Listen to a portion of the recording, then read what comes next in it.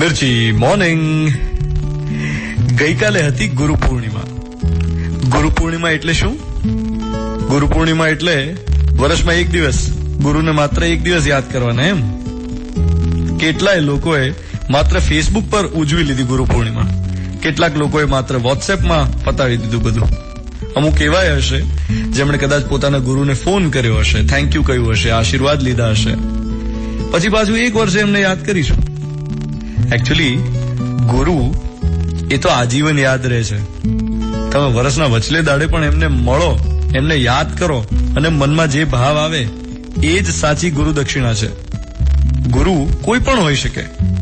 આપણો કોઈ નાનપણનો મિત્ર જેણે આપણે કોઈ તકલીફના ટાઈમે આપણને કોઈ પાઠ શીખવાડ્યો હોય, સ્કૂલ કે કોલેજમાં કંઈક આપણને શીખવાડ્યું હોય, કે પછી કોઈ પાડોશી જેણે તમને કંઈક ખોટું કરતા અટકાવ્યા હોય અને સાચો રાહ બતાવ્યો હોય, કે પછી કોઈ કલીગ, તમારી સાથે કામ કરનાર કોઈ વ્યક્તિ જેણે તમને તમારી મુસીબતના ટાઈમે ટેકો આપ્યો હોય.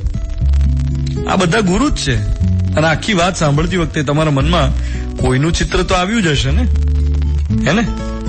જો એમને ગઈકાલે તમારે ફોન કરવાનું રહી ગયું હોય, હેપી ગુરુ પૂર્ણિમા કહેવાનું રહી ગયું હોય, તો આજે કહી દેજો. વૃક્ષો એ આપણા ગુરુ છે. અનેક લોકોને વૃક્ષની નીચે બોધ જ્ઞાન પ્રાપ્ત થયું છે. આપણે ત્યાં તો પહેલેથી ઝાડ નીચે ભણવાની પરંપરા હતી. વૃક્ષના વાઇબ્રેશન્સ એ જ્ઞાન પ્રાપ્તિના ધ્યેયમાં મદદરૂપ થતા હોય છે.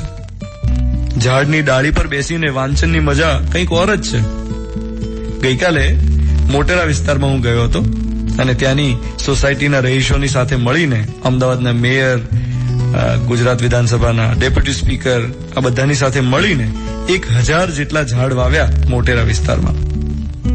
આ વૃક્ષો એ સદૈવ આપણા ગુરુ બની રહે અને આપણા જીવનમાંથી અંધકાર તમસને દૂર કરતા રહે એવી શુભ ભાવના સાથે આજે પ્રહલાદનગર ગાર્ડન જઈ રહ્યો છું.